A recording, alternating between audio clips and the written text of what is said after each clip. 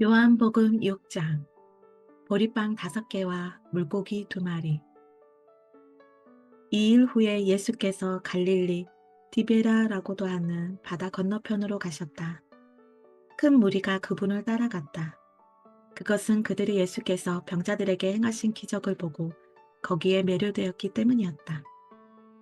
건너편에 이르자 예수께서 언덕에 올라가 앉으셨고 제자들은 그분 주위에 둘러앉았다. 마침 유대인들이 해마다 지키는 유월절이 다가오고 있었다. 예수께서 눈을 들어 큰 무리가 와 있는 것을 보시고 빌립에게 말씀하셨다. 우리가 어디에서 빵을 사서 이 사람들을 먹일 수 있겠느냐? 이렇게 말씀하신 것은 빌립의 믿음을 자라게 하기 위해서였다. 예수께서는 자신이 할 일을 이미 알고 계셨다. 빌립이 대답했다. 각 사람에게 빵 한 조각이라도 돌아가게 하려면 은화 200개라도 모자라겠습니다. 제자들 가운데 한 사람인 시몬 베드로의 동생 안드레가 말했다.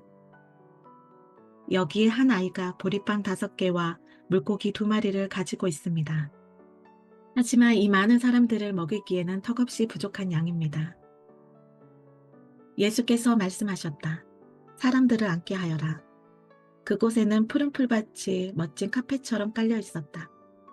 사람들이 자리를 잡고 앉으니 5,000명 정도 되었다. 예수께서 빵을 들어 감사를 드리고 앉아있는 사람들에게 나눠주셨다. 그리고 물고기를 가지고도 그와 같이 하셨다. 모두가 원하는 만큼 실컷 먹었다. 사람들이 배불리 먹고 나자 예수께서 제자들에게 말씀하셨다. 버리는 것이 없도록 남은 것을 다 모아라.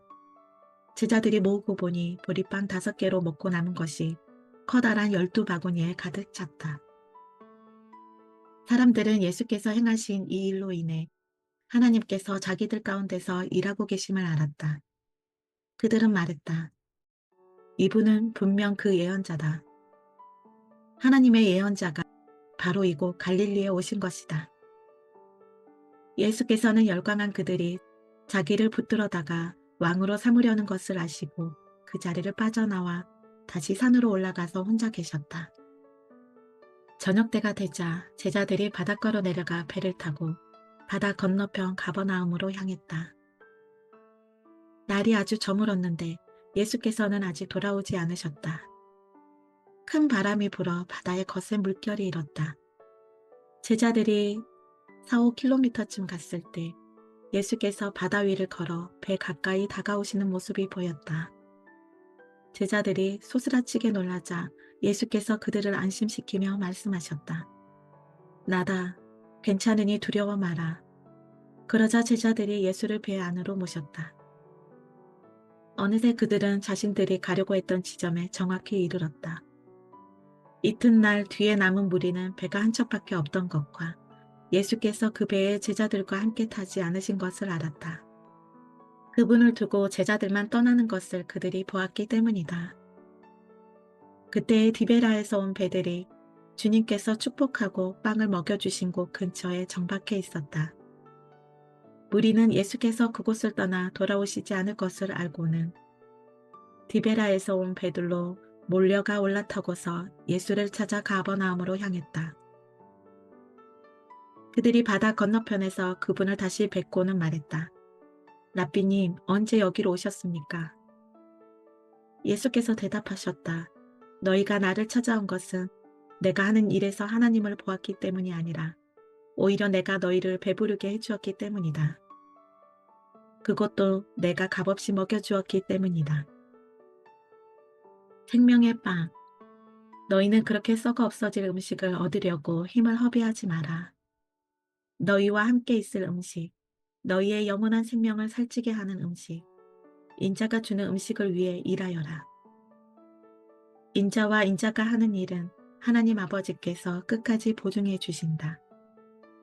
그러자 그들이 말했다. 우리가 하나님의 일에 참여하려면 무엇을 해야 합니까? 예수께서 말씀하셨다. 하나님께서 보내신 이에게 너희 삶을 걸어라. 그렇게 너희 자신을 걸 때에야 하나님의 일에 참여할 수 있다. 그들이 애매한 말로 비껴갔다. 선생님이 누구시며 어떤 일을 하시려는지 알 수 있도록 단서가 될 만한 것을 보여주시면 어떻겠습니까? 그러면 우리가 알아보고 나서 우리 삶을 걸겠습니다. 선생님이 무슨 일을 하실 수 있는지 보여주십시오. 모세는 광야에서 우리 조상들에게 빵을 먹게 해주었습니다. 성경에도 그가 그들에게 하늘에서 내려온 빵을 먹게 해주었다고 기록되어 있습니다. 예수께서 대답하셨다. 그 성경 말씀의 진정한 의미는 이렇다. 모세가 너희에게 하늘에서 내려온 빵을 주었다는 것이 아니라 지금 이 순간에도 내 아버지께서 너희에게 하늘에서 내려온 빵, 곧 참된 빵을 주신다는 뜻이다. 하나님의 빵은 하늘에서 내려와 세상에 생명을 준다. 그들이 그 말씀을 듣고 반색하며 말했다. 주님, 그 빵을 지금부터 영원토록 우리에게 주십시오. 예수께서 말씀하셨다. 내가 바로 그 생명의 빵이다. 나와 한편에 서는 사람은 더 이상 굶주리지도 않고 목마르지도 않을 것이다. 내가 이것을 너희에게 분명히 말한 것은 너희가 내가 하는 일을 보았으면서도 참으로 나를 믿지 않기 때문이다. 아버지께서 내게 주시는 사람은 결국 다 내게로 달려올 것이다. 그가 나와 함께하면 내가 그를 붙잡고 놓지 않을 것이다. 내가 하늘에서 내려온 것은 일시적인 내 기분대로 하려는 것이 아니라 나를 보내신 분의 뜻을 이루려는 것이다. 나를 보내신 분의 뜻을 간단히 말하면 이렇다. 아버지께서 내게 맡기신 모든 일을 하나도 빠짐없이 이루고 마지막 날에 만물과 모든 사람을 바르고 온전하게 회복시키는 것이다. 아들을 보고서 그와 그가 하는 일을 신뢰하며 그와 한편에 서는 사람은 누구든지 참된 생명, 영원한 생명을 얻는다. 이것이 내 아버지께서 원하시는 것이다. 마지막 날에 그들을 일으켜 세워 살리고 온전하게 하는 것이 나의 일이다. 예수께서 내가 하늘에서 내려온 빵이다 라고 말씀하신 것 때문에 유대인들이 그분을 두고 말다툼을 벌였다. 이 사람은 요셉의 아들이 아닌가? 우리가 그의 아버지도 알고 그의 어머니도 알지 않는가? 그런데 어떻게 그가 나는 하늘에서 내려왔다고 말하며 그 말을 믿어주기를 바란단 말인가? 예수께서 말씀하셨다. 나를 두고 너희끼리 논쟁하지 마라. 이 세상의 책임자는 너희가 아니다. 나를 보내신 아버지가 책임자이시다. 아버지께서는 사람들을 내게로 이끌어 주신다. 너희가 내게 올 수 있는 방법은 오직 그 길뿐이다.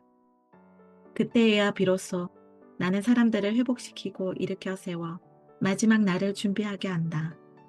예언자들이 그때가 되면 그들 모두가 하나님께 직접 가르침을 받을 것이다 라고 한 것은 이 일을 두고 한 말이다. 누구든지 시간을 내서 아버지의 말씀을 듣는 사람, 정말로 귀 기울여 듣고 배우는 사람은 나에게로 와서 직접 가르침을 받는다. 자신의 두 눈으로 보고 자신의 두 귀로 듣는다. 이것은 내가 아버지께로부터 직접 가르침을 받기 때문이다. 아버지와 함께 있는 이 외에는 아무도 아버지를 본 사람이 없다. 그런데 너희는 나를 볼 수 있다. 이제 내가 너희에게 가장 중요하고 참된 진리를 말해주겠다. 누구든지 나를 믿는 사람은 참된 생명, 영원한 생명을 얻는다. 나는 생명의 빵이다. 너희 조상들은 광야에서 만나라는 빵을 먹고도 죽었다. 그러나 지금 여기에 너희와 함께 있는 빵은 정말로 하늘에서 내려온 빵이다. 누구든지 이 빵을 먹는 사람은 결코 죽지 않을 것이다. 나는 하늘에서 내려온 빵, 생명의 빵이다. 누구든지 이 빵을 먹는 사람은 영원히 살 것이다. 내가 세상에 줄 빵, 세상으로 하여금 먹고 살게 할 빵은 나 자신, 곧 내 살과 피다. 이 말을 들은 유대인들이 서로 말다툼을 벌였다. 이 사람이 어떻게 자기 살을 먹을 수 있게 내어준다는 말인가? 그러나 예수께서는 조금도 물러서지 않으셨다. 너희가 살과 피, 곧 인자의 살과 피를 먹고 마실 때에야 비로소 너희가 생명을 얻는다. 이 살과 피를 왕성하게 먹고 마시는 사람은 영원한 생명을 얻고 마지막 날을 맞을 준비가 다 된 것이다. 내 살은 참된 음식이고 내 피는 참된 음료다. 너희는 내 살을 먹고 내 피를 마심으로 내 안에 들어오고 나는 너희 안에 들어간다. 온전히 살아계신 아버지께서 나를 이 세상에 보내셨다. 내가 그분으로 말미암아 사는 것 같이 나를 먹는 사람도 나로 말미암아 살 것이다. 나는 하늘에서 내려온 빵이다. 너희 조상들은 빵을 먹고도 죽었지만 누구든지 이 빵을 먹는 사람은 영원히 살 것이다. 이것은 예수께서 가버나움 회당에서 가르칠 때 하신 말씀이다. 예수께 인생을 건 사람들. 예수의 제자들 가운데 많은 사람들이 이 말씀을 듣고 말했다. 이 가르침은 너무 어려워 받아들이기가 힘들다. 예수께서 제자들이 이 말씀을 두고 힘들어하는 것을 아시고 말씀하셨다. 내 말이 그렇게도 혼란스러우냐? 인자가 원래 있던 곳으로 올라가는 것을 보게 되면 어찌하겠느냐? 성령만이 생명을 만들어낼 수 있다. 육신의 근육과 의지력으로는 아무것도 일어나게 할 수 없다. 내가 너희에게 전하는 모든 말은 성령의 말이며 생명을 만들어내는 말이다. 그러나 너희 가운데 이 말에 저항하고 이 말에 관여하지 않으려는 사람들이 있다. 예수께서는 자신에게 인생을 걸지 않을 사람들이 있다는 것을 처음부터 알고 계셨다. 또한 자신을 배반할 자가 누구인지도 알고 계셨다. 예수께서 계속 말씀하셨다. 그래서 내가 전에 자기 힘으로는 아무도 내게 올 수 없다고 너희에게 말한 것이다. 너희는 아버지께서 주시는 선물로만 내게 올 수 있다. 이 일 후에 제자들 가운데 많은 사람들이 떠나갔다. 그들은 더 이상 그분과 관련되기를 원치 않았다. 그러자 예수께서 12 제자에게도 기회를 주셨다. 너희도 떠나가려느냐? 베드로가 대답했다. 주님, 참된 생명, 영원한 생명의 말씀이 주님께 있는데 저희가 누구에게 가겠습니까? 저희는 이미 주님이 하나님의 거룩하신 분임을 확신하며 주님께 인생을 걸었습니다. 예수께서 대답하셨다. 내가 너희 12를 직접 뽑지 않았느냐? 그러나 너희 가운데 한 사람은 마귀다. 이는 예수께서 시몬 가롯의 아들 유다를 두고 말한 것이다. 12 제자 가운데 한 사람인 이 자는 그때 이미 예수를 배반할 준비를 하고 있었다.